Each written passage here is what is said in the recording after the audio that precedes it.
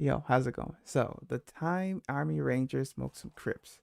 Uh, yeah, let's just go ahead and see what's up because this is interesting. Saturday, This September sounds like a 23rd, movie, straight up. 1989. An Army Ranger who had just purchased a home on one of Tacoma, Washington's most gang-infested streets quickly became a witness to various illegal activity happening out front of his home. He wasn't shy of confronting it or notifying the authorities, and soon after, he became the target of one of the most notorious street gangs Washington State has ever seen. And after shaking up the hornet's nest one too many times, his home was ambushed by the Hilltop Crips gang, but not before he invited 15 of his Ranger buddies over for a barbecue. 300 rounds, and 10 minutes later, the Crips were ready. fighting for their lives. The ass. Yo, that's wild. This is just wild. What the hell is going on? In 1989, the neighborhood of Ash Street in Tacoma, Washington was an open-air drug market. There were several hotspots, and almost every house on the block was an active and thriving trap house. These gang infestations in the 1980s, born from the crack epidemic, flooded the streets and created an economic downturn that defined the decade. You might remember President Ronald Reagan declaring the war on drugs, or his first lady who was just like, just say no, oh my god. That was this time. Tacoma was Washington State's ground zero of gang activity, and by the summer of 1989, it had grown blatant, middle of the day type shit, like selling crack to the ice cream man type shit. And this was all fueled by an influx of gang members moving in from California. Tacoma police had experienced nothing like it before and were really struggling to get it under control, oftentimes not even knowing how to respond to it. Ash Street neighbors consistently called police and called 911 repeatedly and got nowhere. The typical response from police at the time was very mild. Community-oriented policing was a new thing, such as taking bullshit calls and pretending like it's not bullshit. Yes, ma'am. I know you can't sleep when the dogs are barking. But community policing was still viewed with suspicion by veteran cops who came up in the 60s and preferred the old ways, like smacking people in the head with their portable radios. At the time, Tacoma Police Chief Ray Faitlin pushed these new community policing programs so far that the Hilltop Crip gang rose to power. When the OGs from Westwood like HTC, when we mounted up in the streets 200 deep, when the park rangers had a shootout with cats from Ashland, when the Ashleys connected with them Hilltop niggas, had a shootout and chased out some Cali niggas. Staff Sergeant William Folk of the 2nd Ranger Battalion, 75th Ranger There's actually a rap about his home on Ash Street in hopes that the neighborhood would soon turn around. To protect that investment, he was determined to help push the drugs and gangs out by any means necessary. Which may seem crazy to most people, but Staff Sergeant Folk was not most people. He was an elite operator who at a moment's notice could hit hard and smash fucking everything. You know, Ranger shit. But violence was the last thing the Staff Sergeant wanted, and he remained optimistic.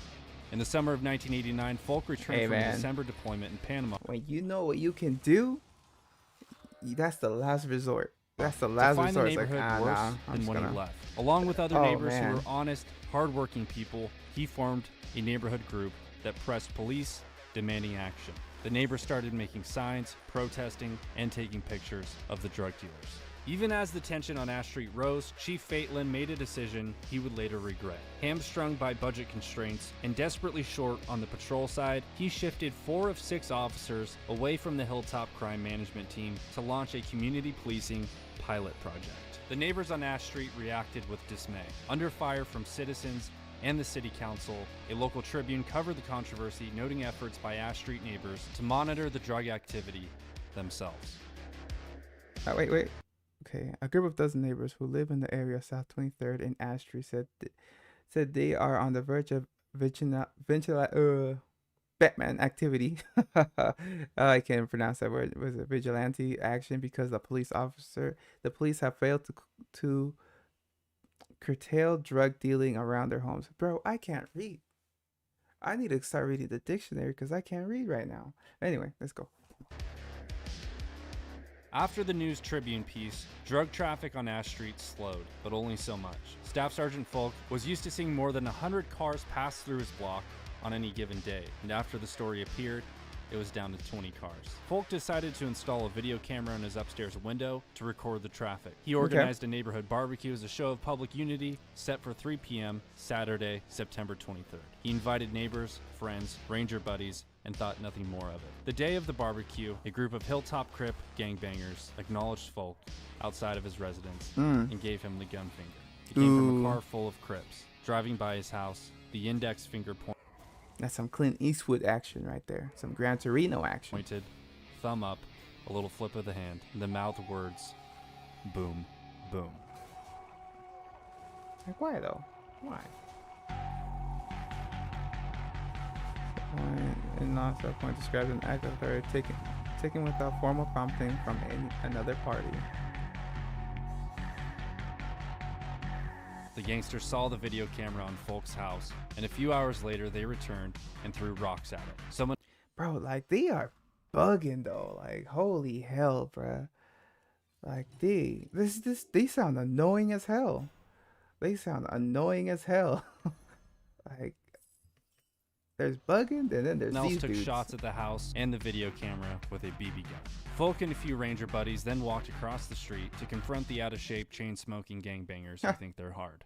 Folk told them to stop throwing things at his home and the neighbors' homes, to stop shooting BBs, and to instead turn their lives around and find better ways. The gangbangers warned him to take the camera out of his window. The gangbangers suggested the staff sergeant didn't know who he was dealing with. The staff sergeant suggested No. gangbangers didn't You don't know who they you're were dealing with.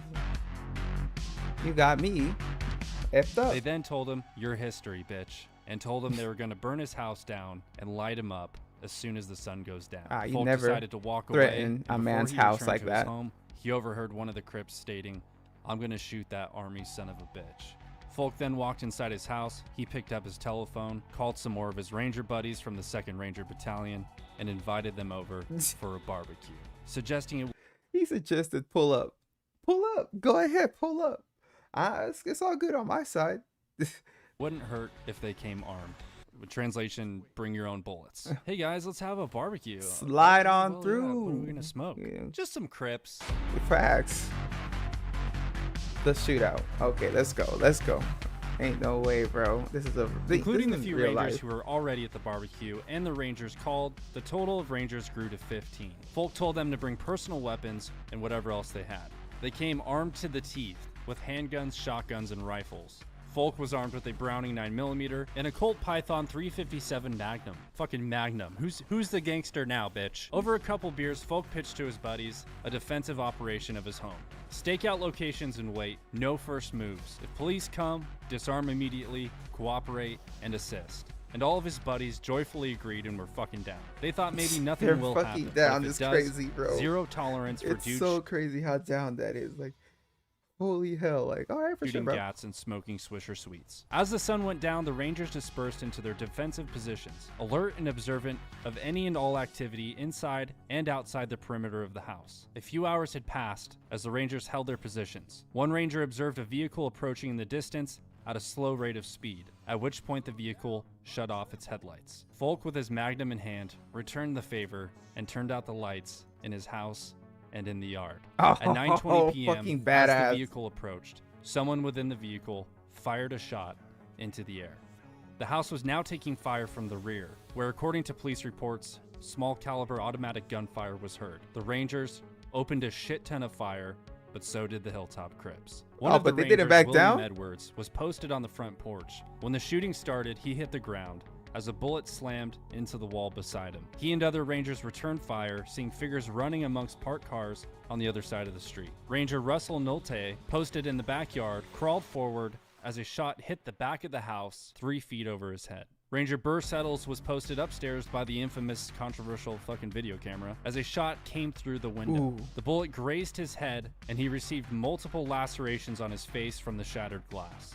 Numerous muzzle flashes were now seen from the east. There were at least 16 shooters in 3 different locations.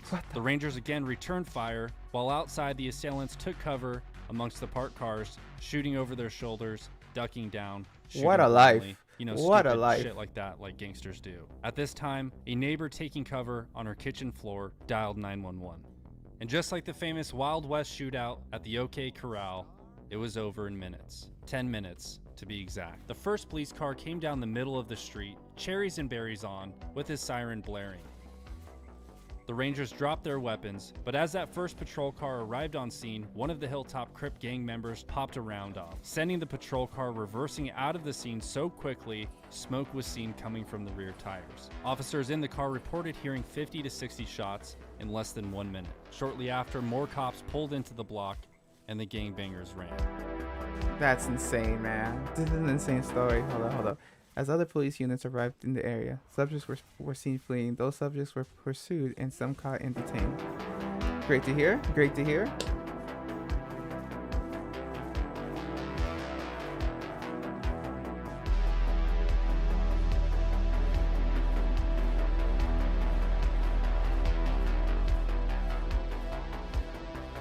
Such a wild story.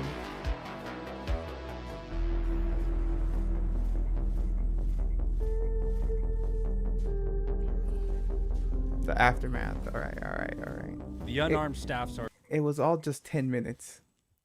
It was all 10 minutes, but those 10 minutes were like probably like 12 hours in their like walked out in the their back heads. door to his driveway and the alley behind his house. He felt someone behind and didn't fight. A hand shoved his head down and a voice ordered him to the ground. One gang member by the name of Frankie Strickland was cornered by a police canine and found to be in possession of 16 rounds of 9mm. He said he was holding them for a friend but couldn't remember the friend's name. You know, like a fucking liar. He also said the same thing about the pistol he was carrying. It was for a friend. Another suspect was carrying copper-headed rounds for a gas gun. Once the situation was under control and the officers learned about the Rangers' defensive operation, the responding sergeant of the Tacoma Police Department wasn't too happy about it. He lectured Folk and the other Rangers for not calling the police for assistance until shots were fired. They never did nothing. Felt that the situation may have been avoided by calling 911 prior to the shooting getting started. Out of what was quite possibly a 35-man gunfight with over 300 rounds shot, That's some in the bull. dark, no That's one was some reported bull. to be killed or injured. For 20 years, the official version of the shootout held that miraculously no one was hurt, but there were rumors injured gang members did not seek medical attention for obvious reasons, and some may have even been mortally wounded. And according to Folk himself, during the firefight, one gang member rushed towards Folk's house. I guess he thought he was gonna John Wayne it, Folk remembered. One of the Rangers took aim and hit the gangster in the shoulder. The attacker staggered back and ran away. The moment goes unmentioned in police reports and witness accounts of the time. Unverified gossip holds that the wounded man was treated at a Seattle area hospital, over an hour away from Tacoma. That's crazy.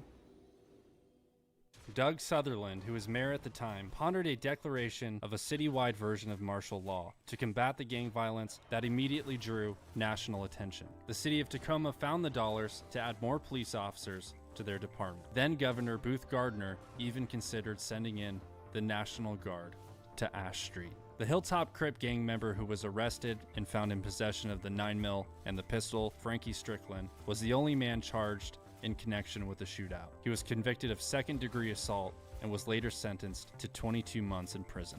The military officially considered the incident a matter of self-defense Exactly. for the off-duty Rangers. On February 9th, 2010, Tacoma Police and FBI launched a major crackdown on the Hilltop Crip gang and charged 32 members with up to 50 crimes, everything from theft to attempted murder and drug sales. A few years back, a Tacoma police officer said something about the shootout. He said it was the single most important incident in Tacoma that caused a change in police policies and practices. Staff Sergeant William Folk never moved away from Ash Street, and as he predicted, he was never promoted and left the Army in 1993.